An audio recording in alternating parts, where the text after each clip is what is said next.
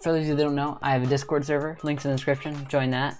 And also, I didn't make a video on Monday because OBS was being weird and it didn't record Minecraft until last night. So yeah. Also, I'm a Steve skin because I turned on Nick Hider, and I don't know why, but I just don't like seeing skins. So yeah.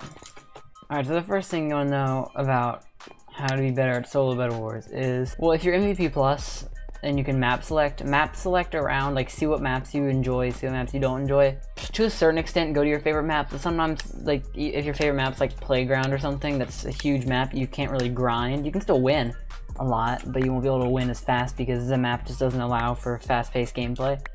But the map you see me play a lot is Lighthouse, and the reason being is because Lighthouse is the fastest map, in my opinion. Well, it in Speedway.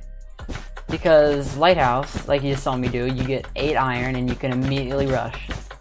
So my personal strategy with Lighthouse is, the second I get that second gold, I e-chest it, then I get the 8 iron, I rush, and I kill the neighbor.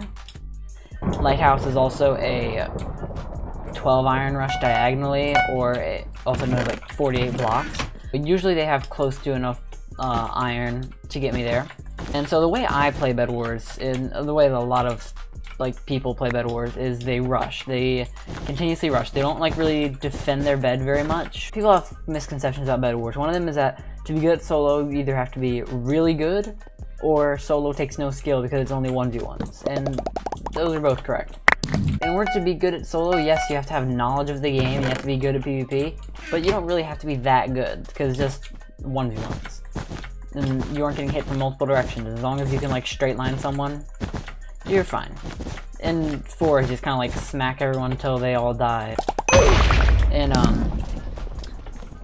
in solo, you can like, well, you see me do a lot if you watch my streams, or maybe I'm gonna do it in this video, I'm not sure. You see a lot of the times me placing blocks in the middle of fights, like getting high ground, because those things do make a huge difference. Okay. So as you can see, what I'm doing is just after the first rush, I just continue around, and right now I'm being kind of lucky where there's no one really posing a threat to me. They're not like stopping me, they're not like incredibly good at PvP, and I'm also getting lucky that white isn't going diagonal to me because white is dealing with aqua. So something else you need to know about solo Bed Wars is just figuring out your strategy, because maybe for you it's better for you to not rush instantly. To a certain extent in solo, if you're not at your base and someone is at your base, I mean, no matter how much defense you have, they're still gonna get your bed, I mean. So now, something I do is see over there, right there, you can see where that white has not gone to there yet because you don't see block placing. Now you know white is right there because you see blocks placing, right? And you just try to, what I try to do is try to remember over time where people have been so I can know where people are.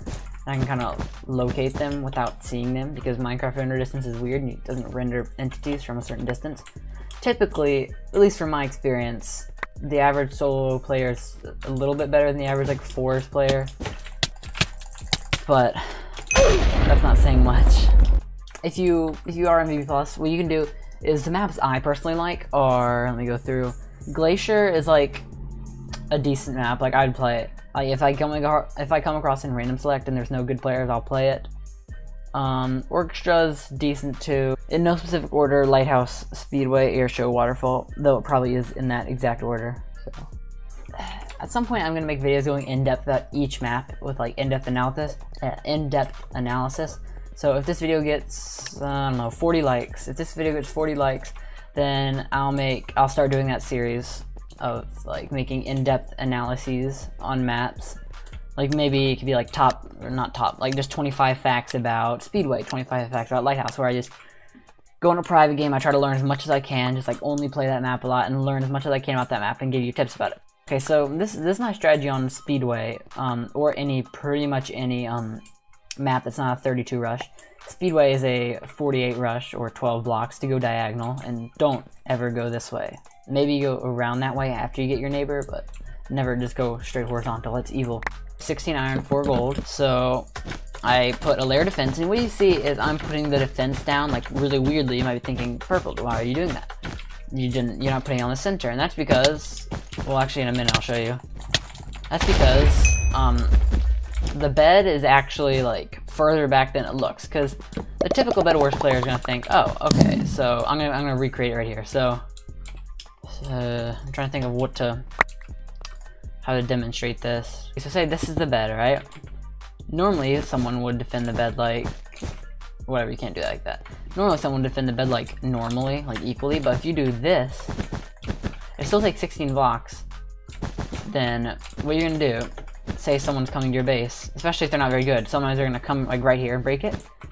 No bed again. So then they have to break 3 blocks, or maybe they come here, no bed. Especially when you have wood on it, and like say they kill, like there have been so many times my bed's been saved because someone's killed me when they're right at my base. So then while I'm respawning, they would have easily broken my bed just if they broke the right block, but they didn't. Like the most layers you ever want on a bed defense in all of Bed Wars is 3, because any more than that, then people can easily just encase themselves in, like mine away, and you can't do anything.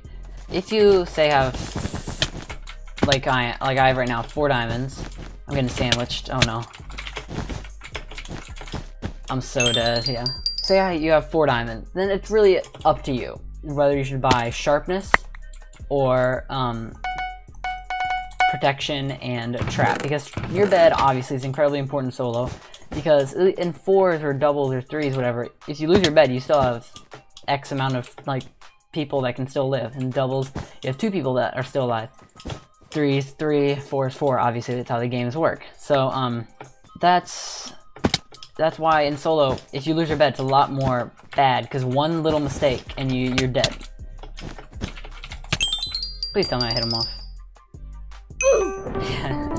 Figure out your strategy. Watch other people play solo, like me or Hashido or whatever, and from what they do, formulate your own strategy that works the best with you. Because yes, obviously, like people that play the game a lot, their strategies are going to be really good, because obviously they're going to win a lot. But it might not be the perfect strategy, because there is no perfect, quote, perfect strategy.